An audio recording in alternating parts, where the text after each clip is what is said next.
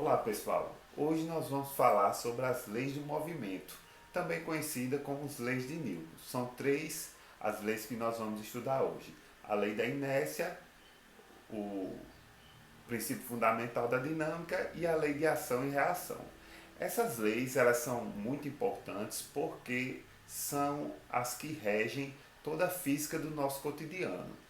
Então, muitos dos fenômenos que acontecem no nosso dia a dia estão relacionados com força, aceleração, massa. Então, essa aula é muito importante para a gente entender a parte da mecânica básica. Então, espero que vocês entendam bem a aula, né? E vamos começar, vamos para a aula.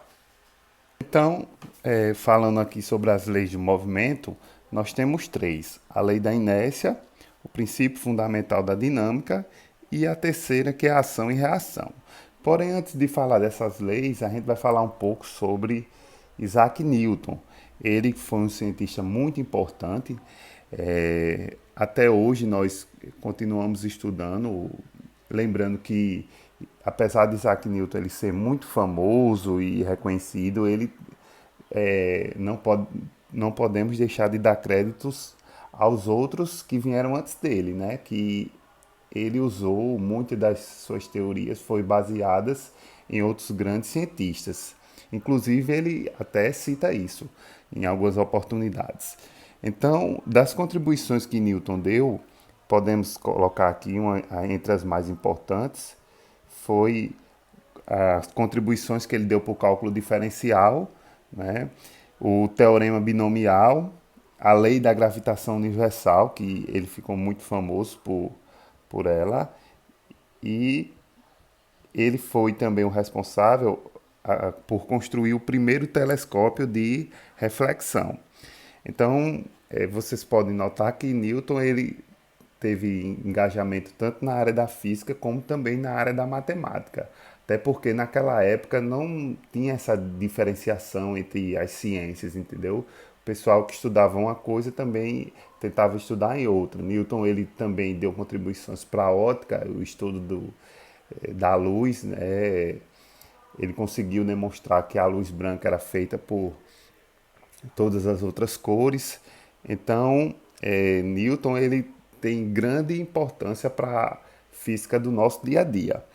Né? Ele nasceu em 1642 e morreu em 1727. Uma coisa curiosa que é comentada por vários historiadores, né, da ciência, que Newton ele nasceu no mesmo ano que Galileu morreu, como se Galileu tivesse deixado o legado dele para Newton, né?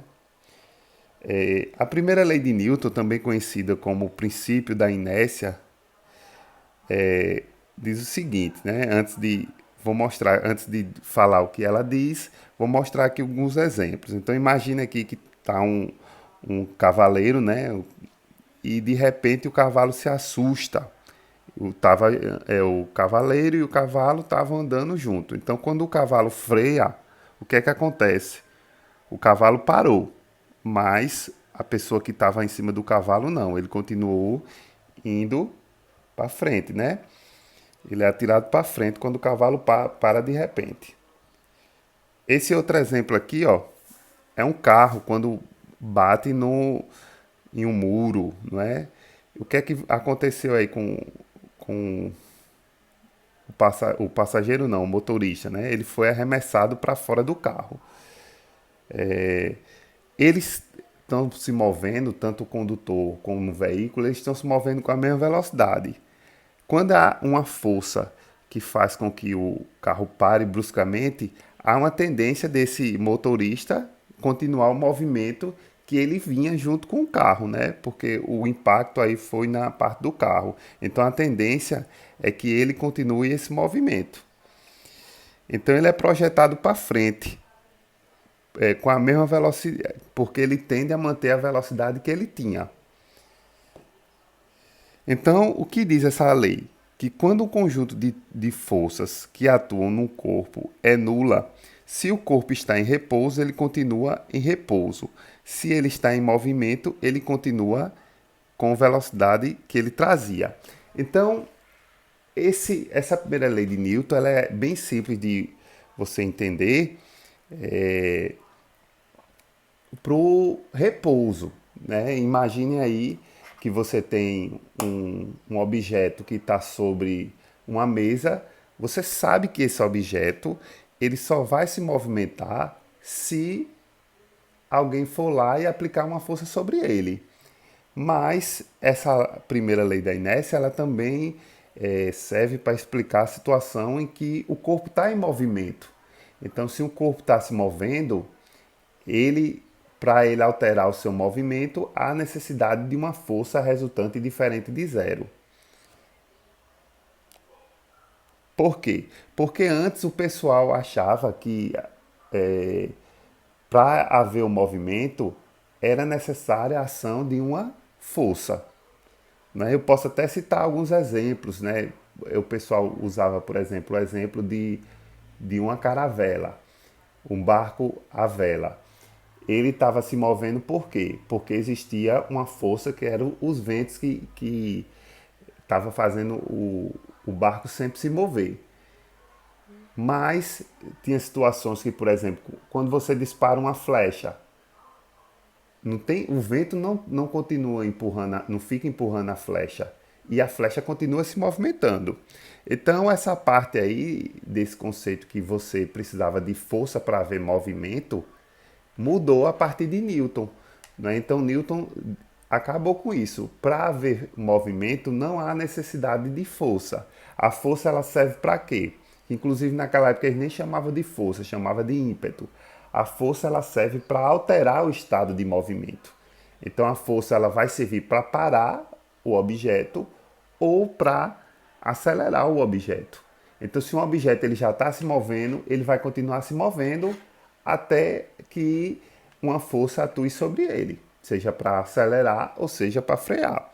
Então, a partir disso, a gente pode ter o conceito de inércia. Inércia é a tendência que todo o corpo possui de manter o seu estado de movimento. Se ele está em repouso, tende a permanecer em repouso. Se estiver em movimento, tende a ficar em movimento.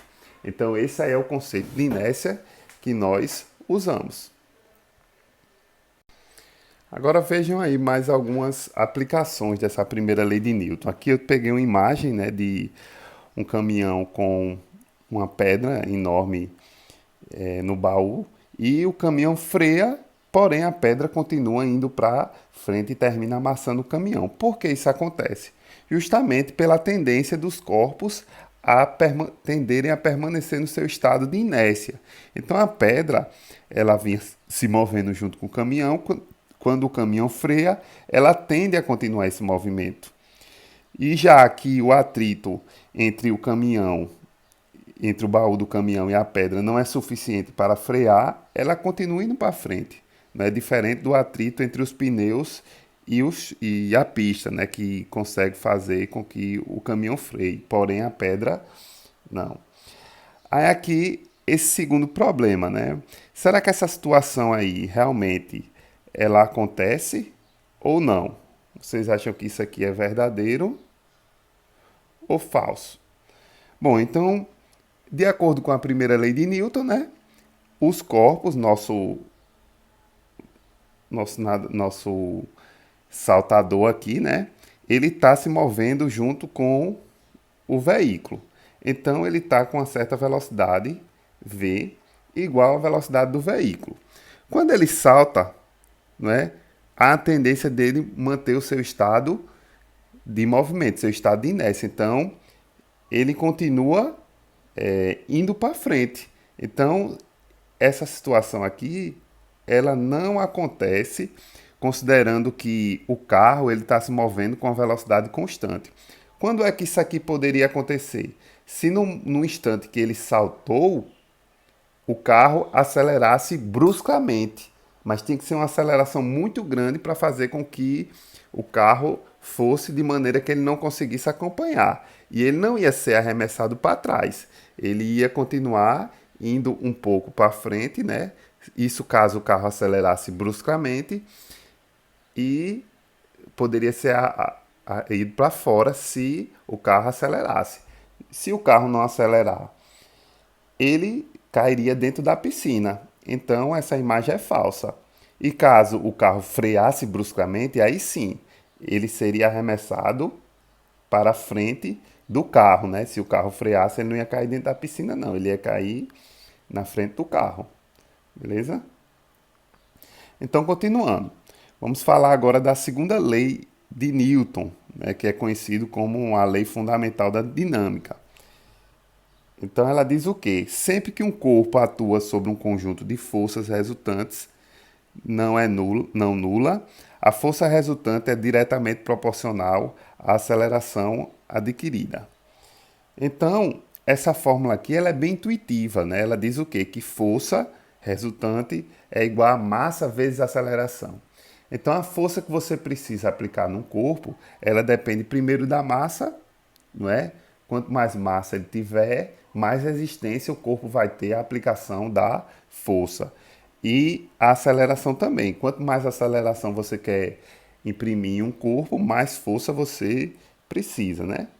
Então essa aqui é a nossa fórmula, ó, uma fórmula muito conhecida, né? FR é a força resultante. Lembrando que vamos ter situações em que você tem mais de uma força, então você tem que calcular a força resultante, né? Imagine aí, tem duas pessoas empurrando um carro. Então você vai somar a força de uma pessoa mais a força de outra. E tem situações que as forças elas estão em sentidos contrários e você termina tendo que subtrair. Então essa é a segunda lei de Newton que vai ser muito usada, né, na vida de vocês. Uma força muito importante é essa aqui, ó, força-peso, né? O pessoal costuma muito confundir peso com massa, né? Massa, ela é o quê? Ela está associada à quantidade de matéria que eu tenho no corpo. Ou para a física, a massa, ela é a resistência que o corpo tem à aplicação de uma força, né? Está relacionado com a inércia que o corpo tem. Então, o peso, essa força peso, ela está relacionada com a massa da pessoa, claro, né? E com a aceleração da gravidade, ó. O peso, uma observação importante que eu esqueci de citar no slide anterior é que a unidade de força, né, é o Newton. Ele vai ser representado pela letra N. E a fórmula aqui da força-peso é essa. O peso é a massa vezes gravidade. Lembre que sua massa, ela nunca vai mudar, né? Se você for para outro outro planeta ou para a Lua, né? Isso aí hoje em dia é quase impossível de acontecer, mas o seu peso sim, porque o peso ele depende da massa e da gravidade. A gravidade na Terra, o G, é aproximadamente 9,81 metros por segundo ao quadrado. Isso depende também da região da Terra. E a maioria das questões a gente usa o G igual a 10 metros por segundo ao quadrado. Por que usam 10? Para facilitar as contas, né? Então muitos problemas vão dar para você. Mas você não precisa preocupar em decorar isso. Geralmente as questões que exigem que você conheça a gravidade, ela vai passar esse valor para vocês. Então não precisa se preocupar com isso.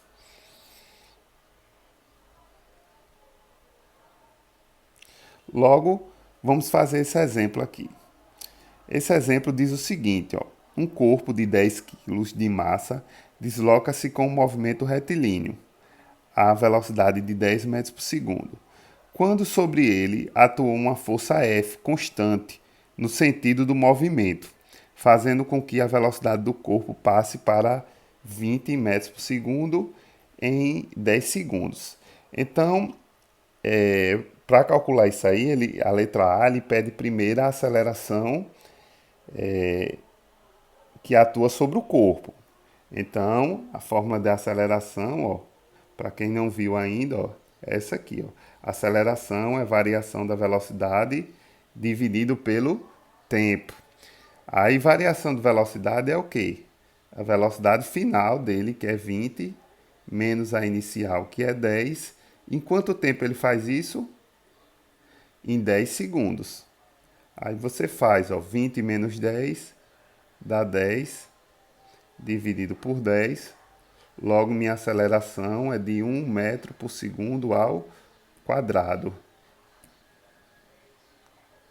Foi isso que ele queria saber na letra A. Aceleração de 1 metro por segundo ao quadrado. Agora vamos para a letra B. A letra B quer saber a intensidade da força que atuou sobre o corpo. Ó. A mesma pergunta aqui, eu só repeti. Vamos lá, letra B. Como é que eu calculo essa força? Vou usar a segunda lei de Newton, que diz que força resultante é igual a massa vezes a aceleração. Logo, a massa foi dada na questão, né? Tá aqui, 10 quilos. Então, no lugar do m, você bota o 10. E a aceleração, 1, que eu calculei na letra A. Logo, minha força resultante vai ser igual a 10 newtons. Esse é o valor da... Agora vamos para o exemplo 2. O exemplo 2 diz o seguinte, ó. Calcule o peso de uma pessoa de 50 quilos na Terra, onde a gravidade é 10, e na Lua, onde a gravidade é 1,6 metros por segundo ao quadrado. Então, lembrando que aqui eu estou usando valores aproximados, tanto da aceleração da gravidade na Terra, quanto da aceleração da gravidade na Lua. Então, lembrando que a massa dessa pessoa, se ela estiver aqui na Terra ou se ela for na Lua, vai ser a mesma. Porém, a força de atração gravitacional, que é a força-peso da pessoa na Terra, vai ser uma e na Lua vai ser outra. Que é isso que nós vamos calcular nessa questão aqui. Ó. Primeiro, vamos calcular na Terra. Na Terra, usando a fórmula peso igual a massa vezes a aceleração da gravidade, nós vamos ter que a massa da pessoa é de 50 quilos e a gravidade na Terra vai ser 10. Então, 50 vezes 10 vai dar 500 newtons. Logo, o peso da pessoa na Terra é igual a 500. Já na Lua, nós vamos usar a fórmula é a mesma. Peso é massa vezes gravidade. A massa da pessoa vai continuar a mesma, porém o valor da gravidade vai ser 1,6. Então, 50 vezes 1,6 vai dar 80 newtons. Logo, a gente vai ter que o peso na Terra dessa pessoa de 50 quilos vai ser 500 newtons e na Lua vai ser 80 newtons. Então, fazendo uma comparação aí, essa pessoa na Lua, se eu quisesse levantar essa pessoa lá na Lua, seria como levantar um corpo de 8 quilos aproximadamente na Terra. Né? Então aqui ó, tem essa imagem para demonstrar que justamente isso que eu falei para vocês. Imagine se um pai vai jogar uma criança, né, na Terra, onde a gravidade é 9,8, ó, ele chega a uma certa altura. Ele aplicando essa mesma força em Marte, ia subir um pouco mais. E na Lua, ia subir bem mais. Não é? Agora vamos falar sobre a terceira lei de Newton, também conhecida como lei de ação e reação. Ela é muito importante, né? Vários conceitos físicos se baseiam nela. Então imagine a situação que uma pessoa chutou uma pedra, né? Isso já deve ter acontecido com muita gente. Então quando você dá um chute na pedra, você sente o impacto, né, no seu dedo. Isso já deve ter acontecido com muitas pessoas. Imagine aqui também a situação de um foguete, né? Ele lança, é, ele lança a força dele é também baseada na ação e reação, né? Ele libera os gases para trás e os gases empurram o foguete para frente. Um, um lutador de karatê aí, ó, quebrando umas telhas, né? Ele machucou a mão aí, né? Então, uma bola de futebol batendo numa pessoa. Então, todas essas situações, elas estão relacionadas com essa terceira lei de Newton, que é ação e reação. Inclusive, você só consegue caminhar, né, baseado também nesse princípio de ação e reação. Você está caminhando, você está empurrando o chão para trás e o chão está lhe empurrando para frente. Então, essa terceira lei, ela diz o seguinte, ó: sempre que um corpo exerce uma força sobre outro, o segundo exerce sobre o primeiro uma força com a mesma direção e intensidade, mas de sentido contrário. Então, se você empurra um objeto para frente, ele vai empurrar você para trás. Então, você pode até fazer uma comparação, né? Quando um lutador de boxe ele dá um soco no rosto de outro lutador, o rosto do outro lutador vai reagir ao soco. Então você vai sentir a mão com a mesma intensidade da força. Porém, é claro, o impacto ele vai doer muito mais quando esse mesmo impacto quando bate no rosto, ele vai causar uma dor maior do que quando ele bate na mão. Mas a intensidade é a mesma. Então, a outra situação que você pode dizer, um trem batendo em uma pessoa, o impacto, a força que o trem bate na pessoa é a mesma que a pessoa bate sobre o trem. Porém, como quem tem mais massa tem mais resistência à aplicação de uma força, então o corpo que tem a menor massa é que vai sentir o maior impacto, né? Vai sofrer mais aceleração. Né? Então, uma observação importante é as forças que formam um par de ação e reação têm seus pontos de aplicação em corpos diferentes. É por isso que nunca podemos determinar a resultante dessas forças. Então, gravem isso aí, que vai servir para você responder algumas questões teóricas sobre ação e reação. Agora vamos fazer mais alguns exemplos. O exemplo 1 diz o seguinte: ó: se uma luta de boxe tivesse como jurados apenas elementos interessados em física, o ganhador fosse quem tivesse aplicado a força de maior intensidade no adversário. Então, qual das opções aí nós iríamos marcar? A luta seria empatada, o vencedor seria a maior potência muscular, o de maior massa, o vencedor seria o que conseguisse imprimir os punhos, maior aceleração. Então, baseado no que a gente falou sobre a terceira lei de Newton, diz o seguinte: a força de ação e reação. O mesmo impacto que o punho de um boxeador vai gerar no rosto do outro, o rosto vai reagir com a mesma intensidade. Então, se fosse analisado apenas quem aplicasse força de maior intensidade, a luta seria empatada, não é? Porque o princípio de ação e reação diz isso, né, que a gente falou no slide anterior. A força que um exerce sobre o outro, o segundo, ele vai exercer sobre o primeiro uma força com a mesma direção, mesma intensidade, porém o sentido contrário. Então, você marcaria a letra A. Vamos para a próxima questão. Uma força de 24 newtons é aplicada no corpo B, conforme a figura. Desprezando os atritos, determine, letra A, a aceleração dos blocos. Então, se você olhar aqui nessa questão, eu tenho uma força de 24 newtons puxando um bloco B de 4 quilos, não é? Que está presa a um bloco A de 2 quilos. Então, primeira coisa, esse bloco A está atrapalhando o movimento. Então, a primeira coisa que você tem que entender, como eles estão juntos, eles vão ter a mesma aceleração. Então, lembrando da fórmula que nós vimos, a segunda lei de Newton diz o seguinte, ó, que a força resultante é igual a massa vezes a aceleração. Só que aí eu tenho duas massas. Eu tenho a massa de A mais a massa de B vezes a aceleração. Ó. Eu estou puxando dois corpos, um de 4 e um de 2 quilos. É como eu estivesse puxando só um de 6. Por isso que você tem que fazer essa soma dessas massas aí. Ó. Então, agora substituindo os valores, ó, a força que está sendo aplicada aqui, ó, que está gerando esse movimento, lembrando que aí está desprezando o atrito, né? É essa força aqui, ó. A força resultante aqui é de 24 newtons. Então, eu vou colocar aqui, ó.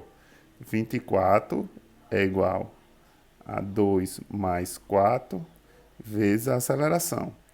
Logo, 24 é igual a 6 vezes A.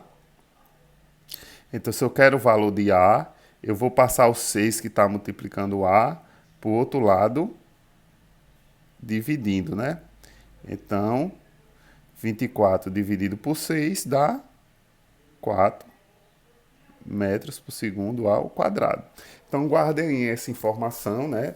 Que nós vamos precisar usar ela para calcular a letra B. Então, minha aceleração aqui, ó, foi de 4 metros por segundo ao quadrado. Já a letra B quer que você calcule a força de tração. Então, para calcular essa força de tração, você vai ter que isolar um dos dois blocos. Ou isola o bloco A, ou isola o bloco B. Aí vai ficar a critério de vocês.